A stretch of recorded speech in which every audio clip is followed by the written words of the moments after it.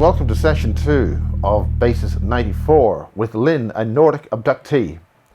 In session 1 we were outside and that was due to the electricity supply being cut off. The electricity was finally restored, and as the sun set we returned back to Linn's home in Norway, and she discussed the drawings done by her family and some of her own paintings, which gives a very detailed examination of the kind of encounters that she's had and her own experiences. Also, she has an interest in Egypt, and there are some Egyptian paintings and artwork that she has, which she also describes. Finally, we will go later to session 3 and have a longer interview, this time done by Anne. But this time we have Linn, a Nordic abductee, talking about some extraordinary experiences and terrifying abuse that she's been telling us about. Linn, a Nordic abductee, session 2. Okay, Linn. My kids have been drawing a lot of pictures about UFOs and abductions, and this is the alien, and this is the spaceship, and this looks like my daughter, and he has written that it's not a dream, that it's real. So what's exactly in this picture then? This is our house. That's a UFO. And my daughter remembers this was a dream that she had, and she dreamt about a green UFO that landed, and a friend came out and wanted to play with her. What age was she at that time? Maybe 5 or 6 years old. So who's old. the person in the window? I'm not sure. Maybe me. Right. I'm not sure what. Church. I'm not sure what this is. It looks like a UFO. Okay, what does it say there in the language about that? It says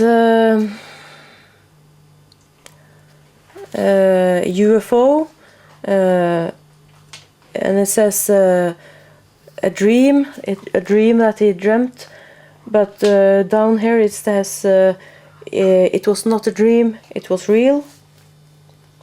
And down here he has written welcome on board. The alien is saying welcome on board, and he's smiling. And this looks like I think this is my daughter.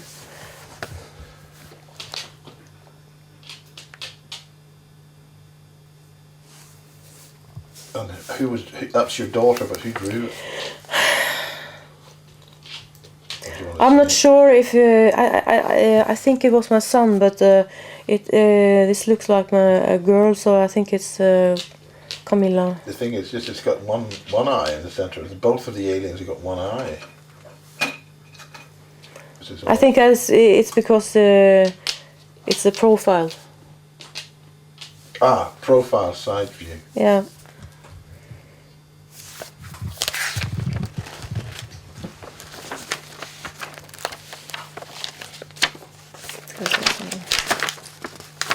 These are lots of different pictures. I mean, do you want to go through these in detail, each one? And this is my daughter, and this is the alien. Well, that's not profile. It's definitely. Oh, you can see 2 eyes there. He has 2 eyes, and he has written Mars, a person that comes from Mars. I don't know. And that's a semicircular craft. I think it's my son that's drawn this, but this is my daughter, and her name is above her head. and it's an alien standing in the doorway.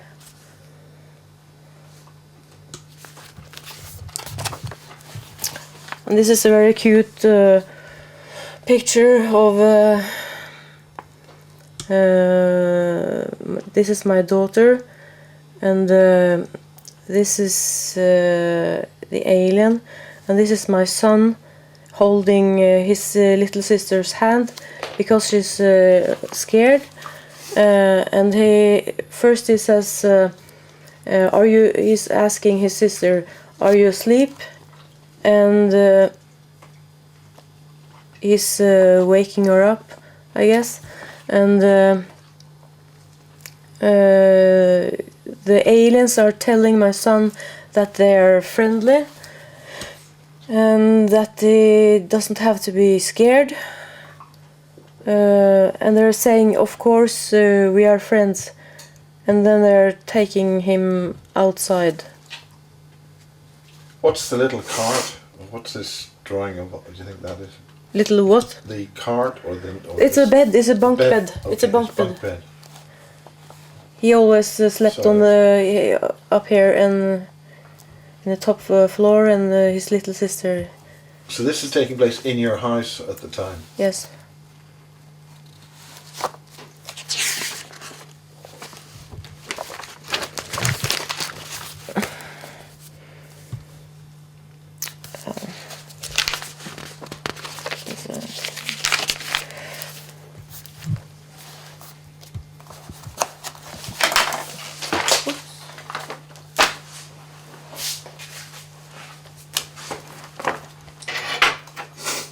De kakene var så gode at nå ble de nesten borte. Altså, jeg Ja. beklager, men det var så godt. Nei, det er mer. Jeg skal bare spise middag, for kanskje det blir miste.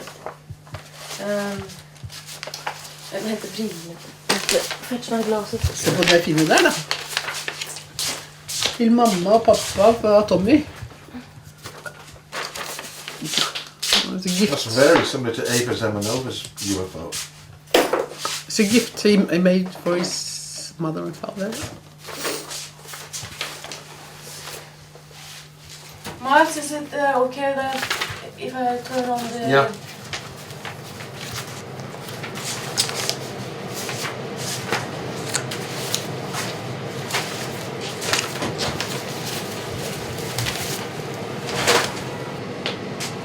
And it was very natural the way you did it. Okay.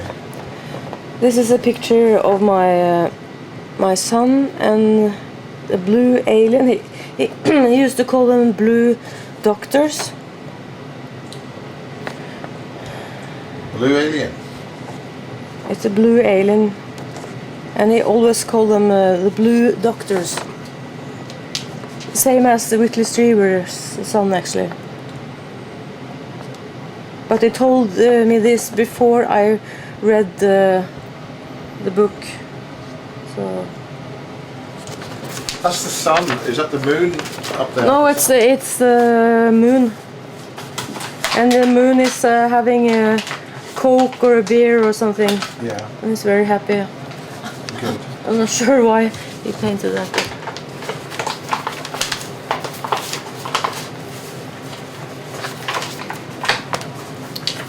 And this is another picture that my son drew, and this is the window in his bedroom, and there's a UFO outside his window. What are those numbers?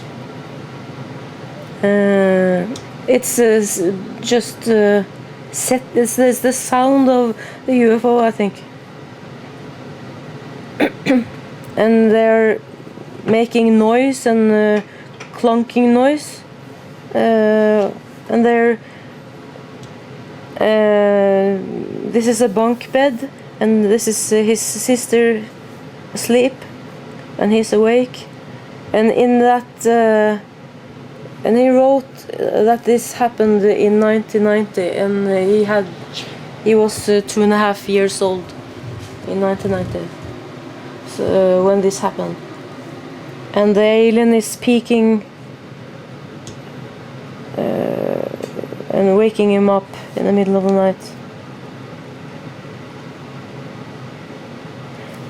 And this Martian is saying that I'm from Mars and that he has to leave.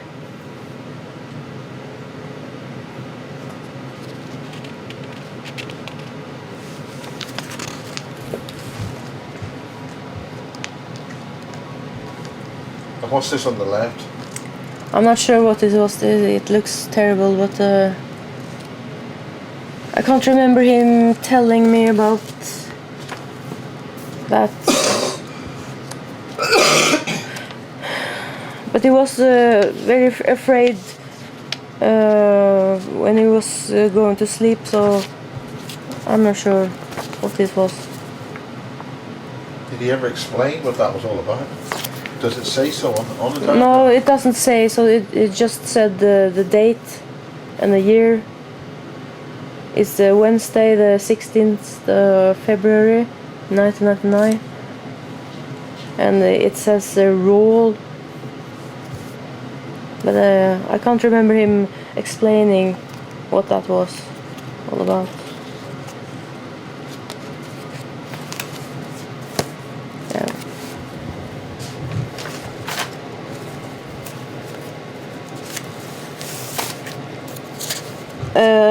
A drawing that I drew. Okay, can you say that again? This is a drawing that I drew. When I was 18 years old, I went to school in Oslo, and I was walking down the main road at Majorstua, at a road called Bogstadveien. And it was about noon, and suddenly I saw this lady coming towards me, and she had green skin, and at first I thought that she maybe was going to a carnival or something, because she had really dark green skin, and it looked very weird. And at the same time I could see like a band in the sky. I could see a UFO, and I walked towards her, and when I passed her, all the hairs on my head stood up, because she frightened me, and I felt she was her body was like an 8-year-old woman, but she walked like she was 20. She moved like she was young, but the body looked old. And I felt... It's funny that the children there look on sort of like dazed or in a glaze. It didn't seem like anybody reacted to her. Maybe I don't know if they didn't see her or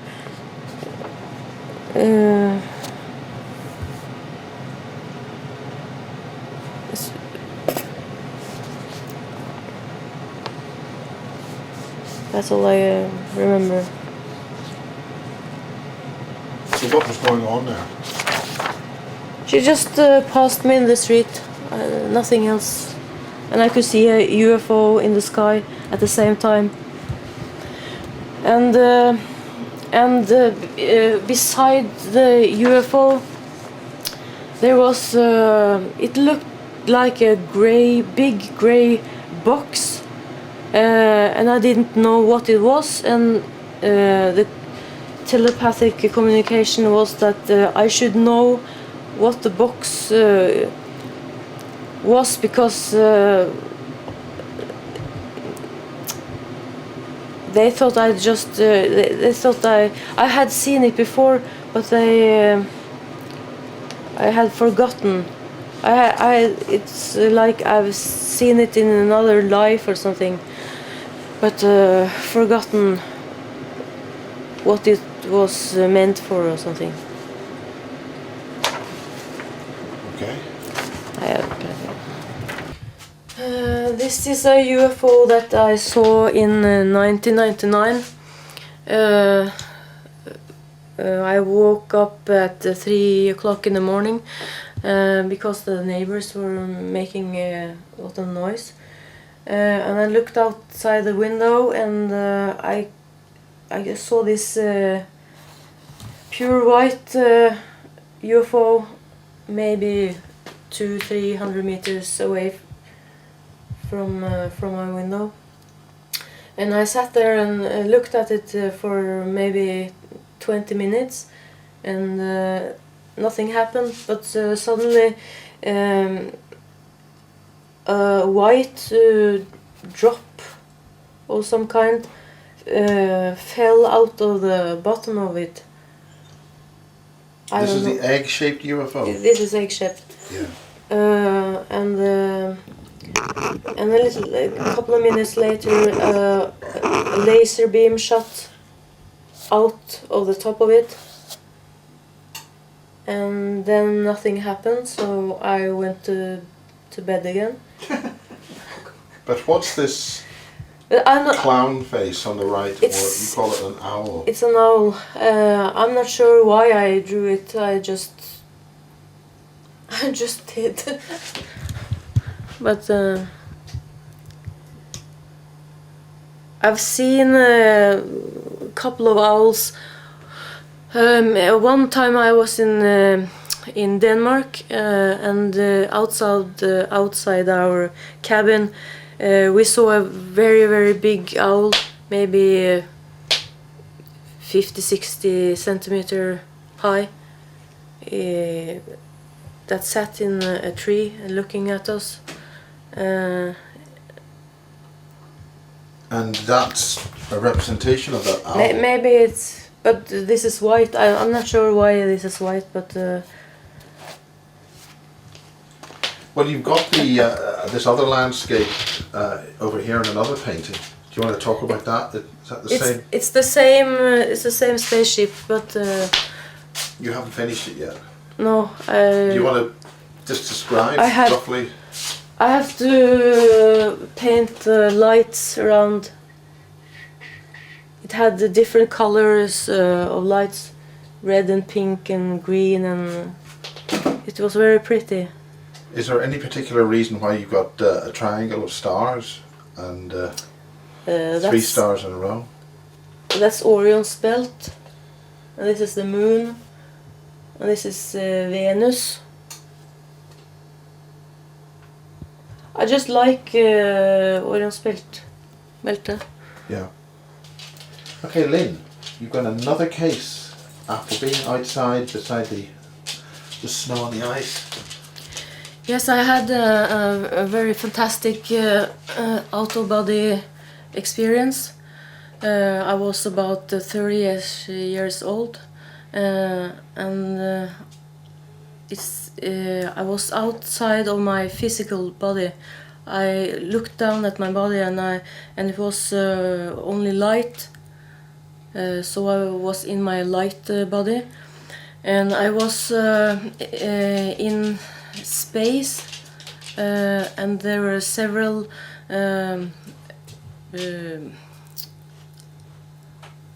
moons and planets, and it was all dark around the planets, and on the planets you could see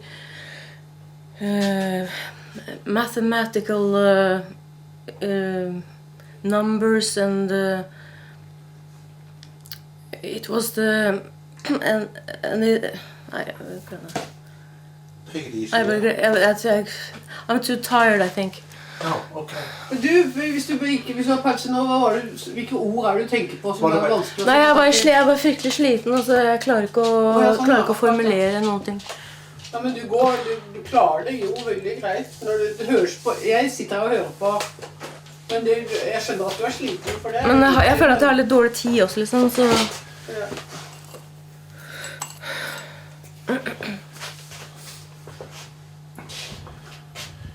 Okay, take it easy, it's fine. Should I continue? Yeah, you wanna, yeah. Yes.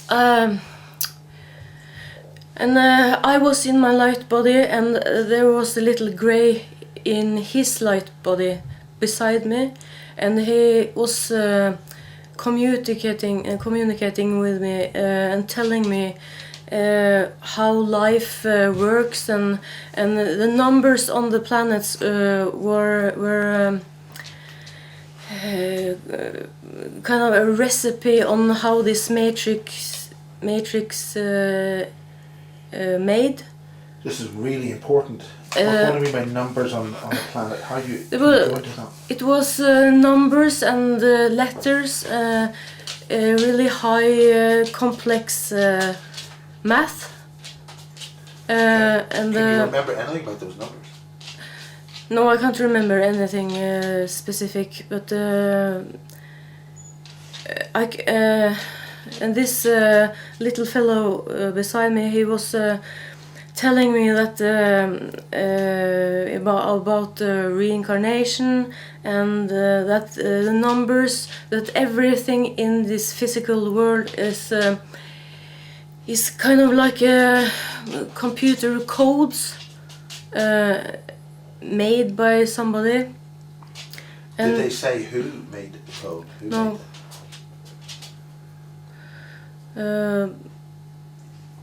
But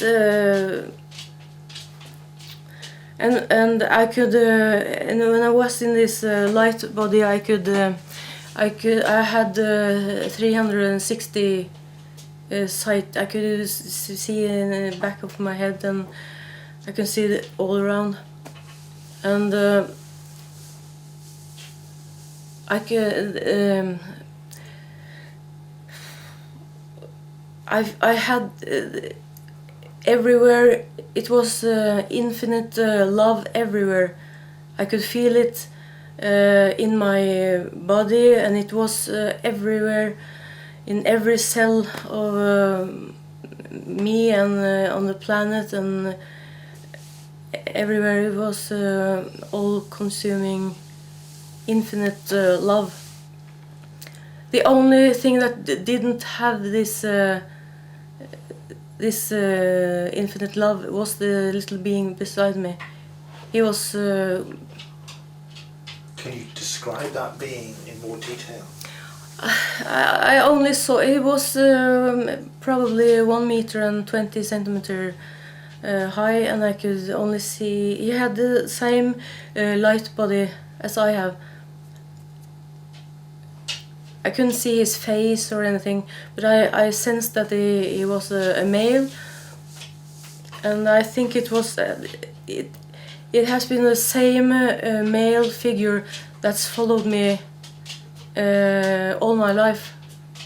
I think it was the same fellow, like he's like a guide or something. And after a while, I disappeared. I went out of my light body, and then I just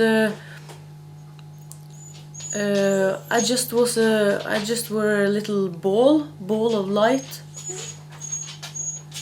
And when I was in my light body, I had the personality that I have now was gone. I had a much larger. It wasn't like a personality, but the core of the being, the core of what is me, was had expanded. Maybe it was my higher self or something, but I was much larger, and the typical personality traits that I have now was absent. And he told me that the personality was kind of a suit that you lived several lives, and for each life you had one type of personality and one body, and you changed that for every life because you because you wanted to experience different things. and that's not who I am. This personality is not who I really am. We are much bigger than what we think we are. And when I went outside of the light body and I just existed, I didn't have any personality at all. I was conscious, and but not. I didn't have an ego. Can you describe what you saw or felt or experienced when you're outside your light body?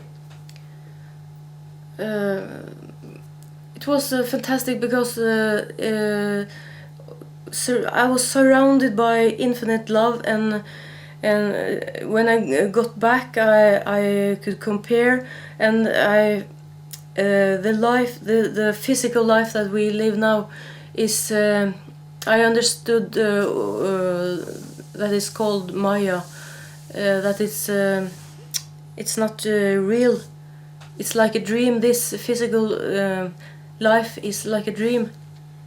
The only thing that's real is this infinite love. Nothing else. And when I got back, I got very depressed because I wanted to go back. And nothing nothing can compare to this infinite love. Now you've been on some travels or you've got some lovely photographs or some images of Egypt. Does that have a play in your experience? Nothing that I can remember, but I've always loved Egyptian art, and I've always been fascinated by that. Any particular aspect of these wonderful I feel like I feel like I've been there, but I can't remember anything. I was in once I was in New York, and we went to a Metropolitan Museum of Art, and they had an expedition what do you call it? Exhibition from Egypt, and I just felt it in my a connection.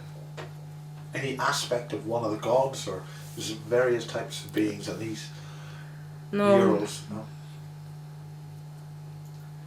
Well, finally, you are an alien abductee. How do you want to be known as? How do you want to feel about that? Experiencers, in other words. I feel like I am an experiencer. I was when I was younger, I felt like an abductee because I didn't understand it. I've tried to research it because I wanted to help my kids first of all, but I don't fear it anymore any longer.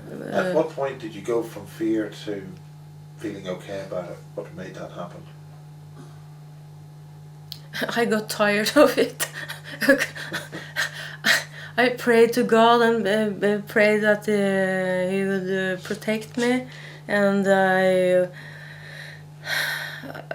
I for many years I slept very little and very poorly because I was very scared, and I got tired of it, and I started to think. I learned a lot more about it, and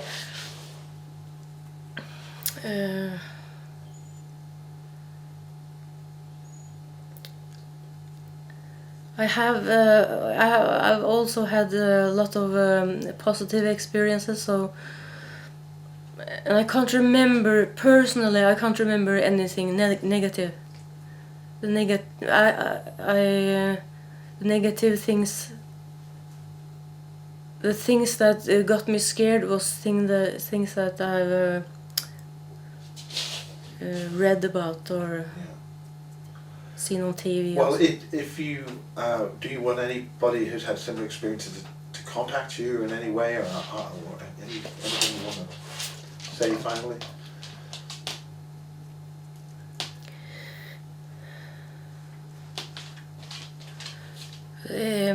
I'm going to start a support group. I had one several years ago, but then I got sick, so I couldn't do it anymore. But I'd love to have a support group. And if others wanted to contact you, how would that happen? Are you on Facebook or? No, yes, but they could send me an email. Okay, and we can put that up when you get ready. Okay, well, thank you for coming to the Basis Project, and thank you for inviting us in to your experiences. And we've been out and about outside in the park. Where is that park? Could you explain a bit more about that at all? It's a park in Drøbak where you can swim and go for a walk, and it's especially lovely when it's summer. Good. So. Well, thank you very much. We're just before the end of the year 2018. Thank you. And thanks to Anna for bringing us here and using your cameras. And we'll take it from there. Yes. All the best.